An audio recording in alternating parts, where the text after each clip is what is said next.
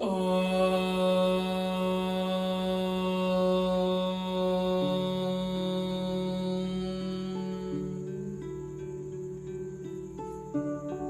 मित्रों, मैं हूं योग साधक गौरव और आप देख रहे हैं योगा स्पिरिट।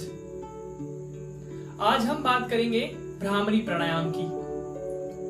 भ्रामरी प्राणायाम करने की सही विधि क्या है, कोरोना से फाइट करने के लिए भ्रामरी प्राणायाम हमारे लिए किस प्रकार उपयोगी है, भ्रामरी प्राणायाम के और कौन कौन से फायदे हैं, साथ साथ हमें कौन से प्रिकॉशंस का ध्यान देना चाहिए जब हम भ्रामरी प्राणायाम की प्रैक्टिस करें।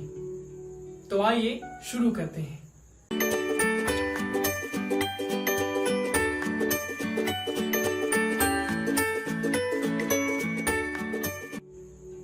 भ्रामरी प्राणायाम करने की विधि दो प्रकार से है।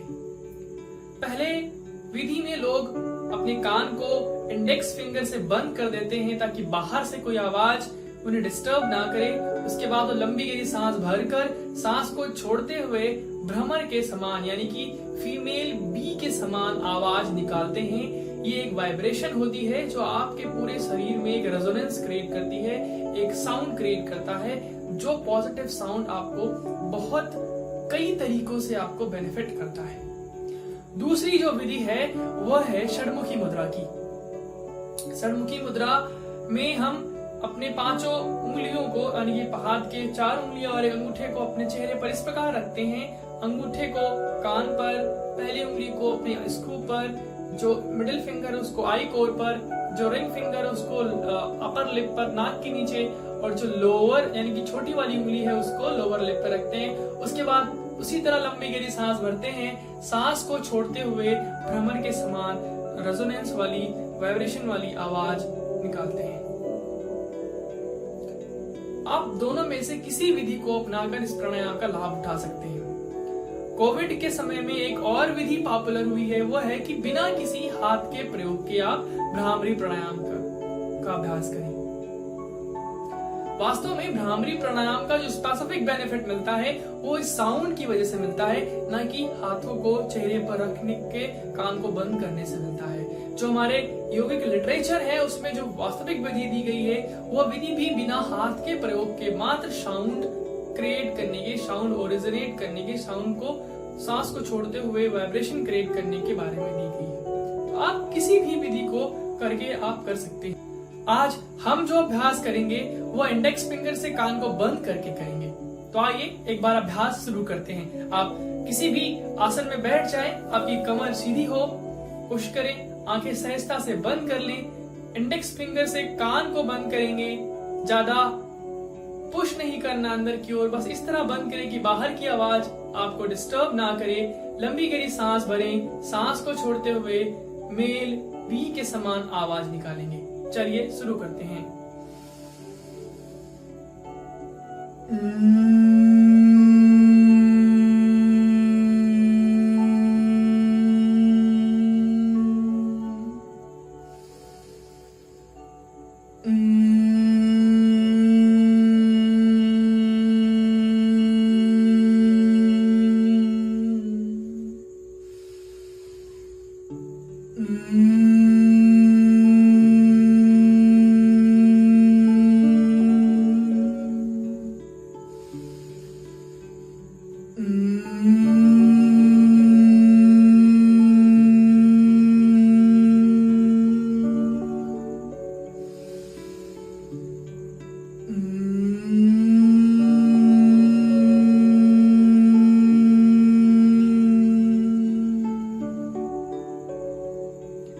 इस प्रकार आप इस भ्रामरी प्राणायाम का अभ्यास नित्य रेगुलर कर सकते हैं।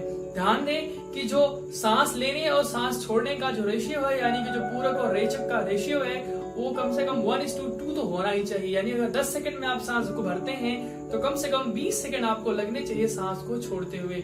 आप इससे और लंबा 1:3, 1:4 कर सकते हैं, वो आपके लिए और फायदेमंद होगा। अब जो दूसरा पॉइंट हमारा है कि कोरोना काल में यह प्राणायाम हमारे लिए किस प्रकार उपयोगी है, उसमें जो पहला हमारा पॉइंट होगा कि भ्रामरी प्राणायाम के अभ्यास से हमारा स्ट्रेस लेवल बहुत कम हो जाता है, हमारा कॉर्टिसोल लेवल कम हो जाता है।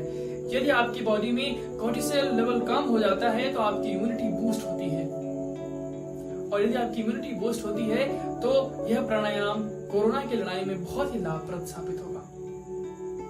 दूसरा, जब आप भ्रामरी प्राणायाम का रेगुलर अभ्यास करते हैं तो आपकी नींद बहुत बेहतर होती है, आपकी स्लीप क्वालिटी बहुत इंप्रूव हो जाती है, आपको साउंड स्लीप आती है, जिससे आपका इम्यूनिटी बहुत बूस्ट होता है। बिकॉज इम्यूनिटी का जो एक इसेंशियल पिलर होता है वो आपकी स्लीप होती है। अगर आपको लंबी गहरी अच्छी नींद आ रही है तो आपकी इम्यूनिटी निश्चित तौर पर बहुत अच्छी रहेगी। और तीसरा, जो एक पेपर पब्लिश हुआ 2006 में, उसमें ये कहा गया कि जो लोग भ्रामरी प्राणायाम का अभ्यास करते हैं उनके पैरानेजल साइनसेस में एक केमिकल होता है, जो केमिकल हमारे इन्फ्लामेशन से लड़ता है, उसका नाम है नाइट्रिक ऑक्साइड। तो नाइट्रिक ऑक्साइड का जो रिलीज है ये बढ़ जाता है जो लोग भ्रामरी प्राणायाम का अभ्यास करते हैं। तो यदि आप रेगुलर अभ्यास करेंगे भ्रामरी प्राणायाम का तो कोई भी थ्रॉट इन्फ्लामेशन है या साइनस में कोई इन्फ्लामेशन है, इन सारे इन्फ्लामेशन से फाइट करने वाले केमिकल का सिक्रेशन आप बढ़ा देंगे। तो इन 3 बिंदुओं के माध्यम से आप आराम से समझ सकते हैं कि कोरोना काल में भ्रामरी प्राणायाम का अभ्यास कितना जरूरी है। अब अगर हम कुछ और लाभ की बात करें कि इस प्राणायाम के करने से और कौन कौन से लाभ होते हैं, तो वो भी बहुत चमत्कारिक है। जैसे अभी वर्तमान समय में जो पैथोलॉजी है, इसके पास टिनेटिस नामक बीमारी, जिसमें कान में टी टी की आवाज रेगुलर आती रहती है और बहुत इरिटेटिंग होती है, उसका कोई प्रॉपर ट्रीटमेंट नहीं है। लेकिन यदि आप भ्रामरी प्राणायाम का अभ्यास करते हैं तो उसकी इंटेंसिटी बहुत कम हो जाती है, आपका स्ट्रेस लेवल कम हो जाता है, एंजाइटी में बहुत लाभकारी है। जिस किसी को इंसोम्निया की प्रॉब्लम है उसको यह अभ्यास जरूर करना चाहिए। हाइपरटेंशन में बहुत बेनिफिशियल है ना। तो ऐसे कई सारी बीमारी हैं जिसके लिए भ्रामरी प्राणायाम बहुत बहुत लाभकारी है। अगर प्रिकॉशंस की बात करें तो हर कोई इसका अभ्यास कर सकता है, केवल उनके लिए यह अभ्यास थोड़ा सावधानी पूर्वक करने की जरूरत होती है जिनको कान में कोई इन्फ्लामेशन होता है, कान में कोई ऊंड होता है, क्योंकि अगर कान को आप प्रेस करेंगे तो आपकी वो कान की प्रॉब्लम वर्सन हो सकती है। उनको थोड़ा सावधानी पूर्वक इसका अभ्यास करना चाहिए, बाकी कोई भी इसका अभ्यास कर सकता है।